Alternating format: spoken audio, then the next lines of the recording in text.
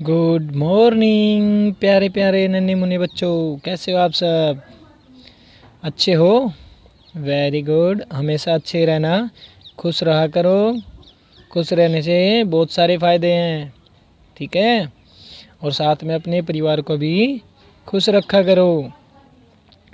आज हम आपके सामने 7th class lesson number 9 civics में लेकर आए हैं और चैप्टर का नाम है बाजार में एक कमीज। कमीज मतलब समझते हो ना, शर्ट, ठीक है। इस चैप्टर में हमें बहुत कुछ बातें पता चलेंगी जो बहुत इम्पोर्टेंट भी है। और जो बच्चे चैनल पर नए हैं वो चैनल को अभी सब्सक्राइब करें, और जिससे उनको हमारे चैनल की जो पीछे की वीडियो यानी कि जो चैप्टर आपके पीछे हो चुके हैं वो चैप्टर आसानी से मिल जाए, और जो भी नई वीडियो बनाई जाती है वो भी आसानी से मिलती रहे। हाँ, और अगर आपको चैप्टर देखने के बाद कोई डाउट लगता है तो प्लीज़ कमेंट बॉक्स में जाकर अपना डाउट लिखें, ताकि मैं अगली वीडियो में आपका डाउट क्लियर कर सकूं। हाँ, और वीडियो अच्छी लगती है तो दोस्तों को भी शेयर किया करो, क्योंकि वो उनको भी तो पढ़ना है ना। तो सभी की मदद करना आपका लक्ष्य होना चाहिए, ठीक है। तो चैप्टर को करें शुरू।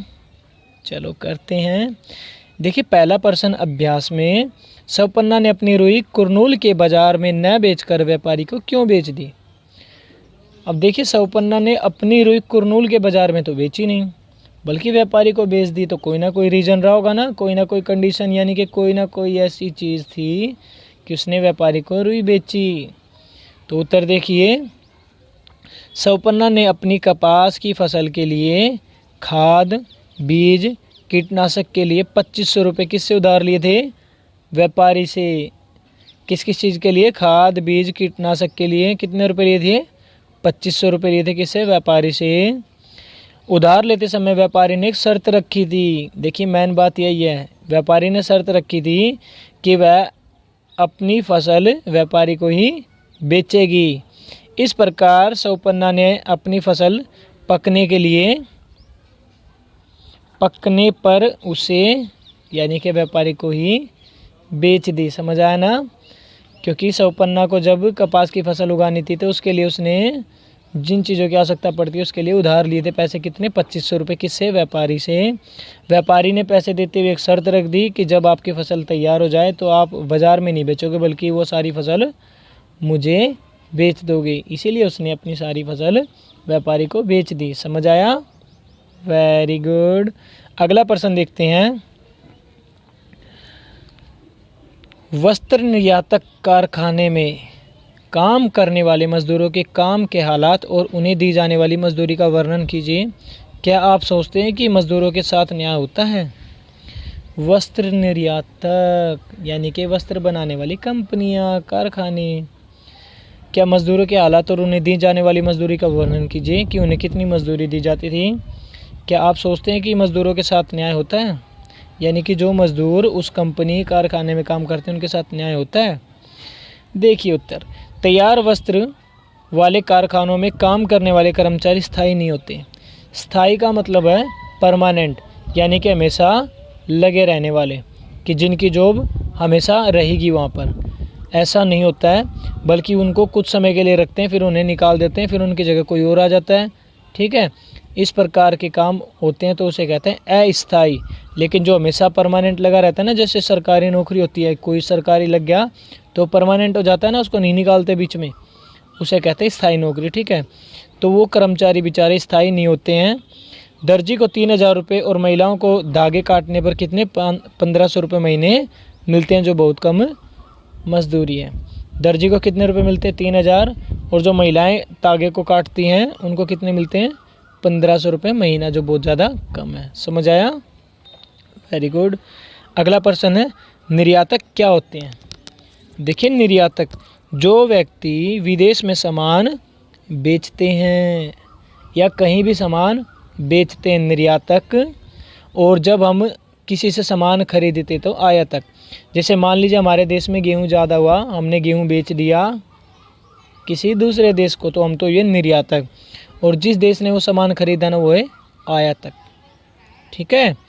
यानी कि निर्यात और आयात। निर्यात का मतलब होता है सामान बेचना, आयात का मतलब खरीदना। ठीक है, अब देखिए अगला प्रश्न, मुनाफा क्या होता है? मुनाफा यानी कि लाभ। ठीक है, प्रश्न है मुनाफा क्या होता है, यानी कि इसका अर्थ है लाभ। देखिए इसका उत्तर, जब हम किसी वस्तु को उसकी लागत से ज़्यादा मूल्य पर बेचते हैं। मान लीजिए हमने कोई, लागत का मतलब होता है जितना पैसा लगाया। मान लीजिए हमने कोई वस्तु 5 रुपये में बनाई है, यानी कि उसमें जितना सामान लगा ना वो 5 रुपये का लगा है, और उस वस्तु को हमने बेच दिया 10 रुपये में, तो मुनाफा कितने का हुआ? 10 का। समझ आया? अब जैसे कंपनियों में आपने देखा होगा ना, कोई चीज़ बनती है 100 रुपये में, लेकिन वो बेच देते हैं उसे 150 रुपये में, तो कितने रुपये का मुनाफा है, यानी कि लाभ हुआ कंपनी को 50 रुपये का। लागत का अर्थ होता है कितना खर्चा लगा उस चीज़ को बनाने में। समझ आया? तो उस अतिरिक्त पैसे को मुनाफा कहते हैं। अगला, जीनिंग मिल क्या है? वह फैक्ट्री जहां रुई के गोले से बीज अलग किए जाते हैं।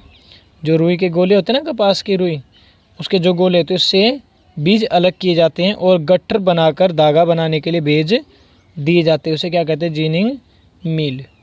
यानी कि जीनिंग मिल के अंदर क्या काम होता है? रुई को साफ़ किया जाता है, उसके अंदर के जो बीज है वो निकाले जाते हैं और उन रुई को साफ़ करके गट्ठर बनाकर उन्हें धागा बनाने के लिए भेज दिया जाता है। ये थे अभ्यास के प्रश्न आपके। अब इस चैप्टर में कुछ छोटे प्रश्न हैं, तो चलो करते हैं शुरू। कुर्नूल नामक स्थान कहाँ है? कुर्नूल नामक स्थान है आंध्र प्रदेश में। सवपन्ना क्या व्यवसाय करती थी? खेती। बताया था ना, क्या खेती की थी उसने? कपास की। ईरोड का बाजार कहाँ है? तमिलनाडु में। कहाँ ईरोड का बाजार? तमिलनाडु में। और ईरोड का बाजार सप्ताह में कितनी बार लगता है? 2 बार। और मैंने आपको बताया होगा ना कि जो सप्ताह में 1 बार बाजार रखते हैं उन्हें क्या कहते हैं?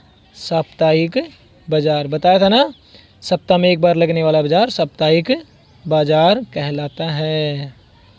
तो ये था हमारा चैप्टर नंबर 9। जिन बच्चों को समझ आया है प्यारा सा कमेंट ज़रूर करना, और साथ ही साथ जिन बच्चों का कोई डाउट रह गया वो भी कमेंट करे डाउट वाला, ताकि मैं आपके डाउट को क्लियर करूं।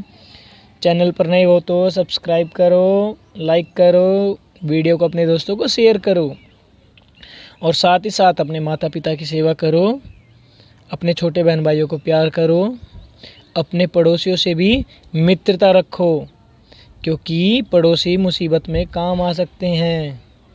ठीक है, ज़रूरी है सबसे मित्रता करना। कभी किसी से लड़ाई झगड़ा मत किया करो, हमेशा सबसे प्यार से बातें करो, प्यार से रहो सबके साथ, ताकि कभी भी आपको ज़रूरत पड़े तो वो आपके काम आ जाए, और जब उन्हें ज़रूरत पड़े तो आप उनके काम आ जाओ। जब हम एक दूसरे की मदद करते हैं तो हमारी बड़ी से बड़ी मुसीबतें भी आसानी से हल हो जाती हैं। इसलिए एक दूसरे से प्यार करो, एक दूसरे के साथ रहो, एक दूसरे से मित्रता बनाए रखो। ठीक है, और जीव जंतु का ख्याल रखो, साथ ही साथ अपने आस पड़ोस में सफाई का ध्यान रखो। इसी के साथ मैं अपनी वीडियो समाप्त करता हूँ। जय हिंद, जय भारत।